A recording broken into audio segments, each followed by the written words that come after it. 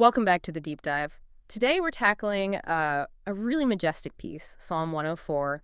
People often call it the creation psalm. It's this amazing hymn, celebrating God's power in nature, the universe's order. It really is stunning poetry, but like you said, there's more to it. Exactly. We want to go beyond just admiring the language. Our goal here is to see how this ancient vision, this sort of blueprint for the cosmos, can actually help us today build real trust in a higher power. That's the core question. And the psalm starts right off with this overwhelming sense of God's majesty. Yeah, like clothed with honor and majesty. Precisely. And covering thyself with light as with a garment, stretching out the heavens like a curtain. I mean, it's pure power, pure light, pure authority right from the beginning. Okay, so it establishes this massive scale, but you mentioned a blueprint. Let's get into that first piece, the established order. God as the architect. Right. The text dives straight into the foundation, how God laid the foundations of the earth, making it stable so it should not be removed forever. It's about turning potential chaos into solid ground. And there's that intense imagery with the water, isn't there? Oh, definitely. The primordial state, it describes the earth covered with the deep as with a garment, water standing higher than the mountains, just everywhere. That sounds, frankly, terrifying, like complete liquid chaos. It would be. And that's why the next step is so fundamental for building trust. The psalm says that at God's rebuke, the waters fled. So a command brings order. Exactly. A command establishes limits. He set a permanent bound that they may not pass over, a line in the sand, you could say, so they turn not again to cover the earth. Okay, so that reliability, that the world won't just dissolve back into water, that's the bedrock. That's the bedrock. It allows life, it allows planning, it allows trust. Even if there are floods or storms, the fundamental boundary holds, according to the psalmist. That predictability is key. Right. So foundation set, then the song seems to shift to rhythm, doesn't it? The cosmic clock. It does. From the static foundation to the dynamic operation, it's very intentional. God appointed the moon for seasons, and the text says, the sun knoweth his going down. It's not random, it's designed timekeeping. And this cycle of day and night isn't just passive background, is it? Not at all. It's purposeful. Darkness comes, and that's when the beasts of the forest do creep forth. The young lions seeking their meat from God, it's their time. Their designated time. And then the sun flips the switch. It flips the switch. The sun ariseth, they gather themselves together and lay them down in their dens. Then it's humanity's turn. Man goeth forth unto his work and to his labor until the evening. So work and rest are built into the very fabric of creation's schedule. That's the implication. This divine template includes both, which, leads us directly into how this system actually sustains everything living within it, the provision. Okay, let's talk about that provision network, because the detail here is kind of breathtaking. It's not just God provides. No, it's incredibly specific, like an ecological map. He sendeth the springs into the valleys which run among the hills. And what do they do immediately? Give drink to the animals. Give drink to every beast of the field. It even mentions the wild asses quenching their thirst. Think about that specificity. Wild asses. Huh. Yeah, it shows nothing's overlooked. And the water creates habitats too, right? For the birds. Exactly. It provides habitation for the fowls of the heaven, who then sing among the branches. So water enables life, biodiversity, even beauty and song. It's all connected. Then it brings humans into the picture. Right. He makes grass to grow for the cattle, supporting our livestock, and herb for the service of man, so we can bring food out of the earth. But it's more than just basic survival food, isn't it? The psalm lists things that bring joy. That's a key point. It mentions wine that maketh glad the heart of man. That's about celebration, emotional well-being. And oil to make his face to shine. Ancient moisturizer. Maybe. Or perhaps a sign of health and prosperity. And of course, bread, which strengtheneth man's heart. So it's physical strength, yes, but also gladness, appearance, the whole person. It's a holistic provision. No wonder the psalmist pauses to say, O Lord, how manifold are thy works. In wisdom hast thou made them all. He has to pause there. The sheer intricate wisdom is overwhelming.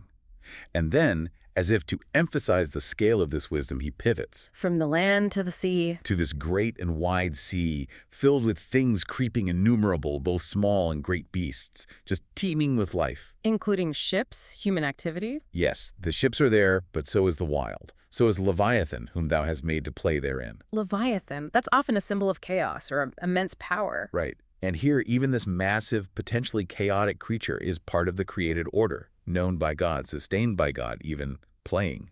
It shows the scope of the Creator's dominion and care. So, okay, we've got this reliable order, this intricate, joyful provision network covering land and sea. What does this all point to? What's the mechanism for trust here? It points directly to dependence. Absolute fundamental dependence. This is maybe the core theological point for trust. How so? The psalmist states it plainly. All these creatures, great and small, wait all upon thee, that thou mayest give them their meat in due season.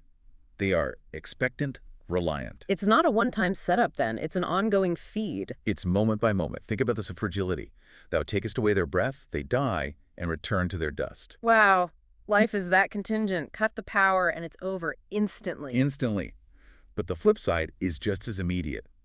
Thou sendest forth thy spirit, they are created, and thou renewest the face of the earth.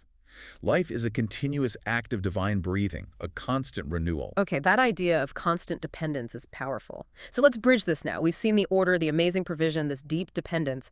How does knowing all this from an ancient psalm help you, the listener, build trust in today's world?